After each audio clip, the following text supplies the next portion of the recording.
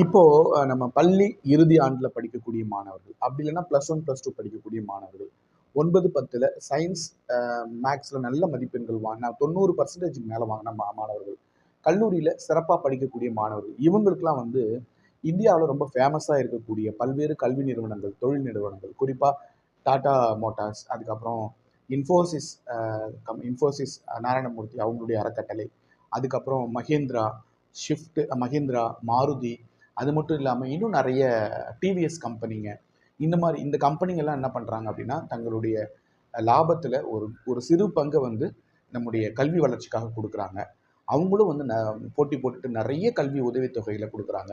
அந்த மாதிரி உதவித்தொகைகள்லாம் நீங்கள் எப்படி வாங்கணும், எங்கே விண்ணப்பிக்கணும், எப்படி எந்த காலத்தில் விண்ணப்பித்து அதை சரியான முறையில் வாங்கணும், அது எத்தனை வருஷத்துக்கு கொடுக்குறாங்க, எவ்வளோ ரூபா கொடுக்குறாங்க அப்படின்றத பற்றியெல்லாம் விரிவாக நம்முடைய சேனலில் நான் பேசியிருக்கேன்.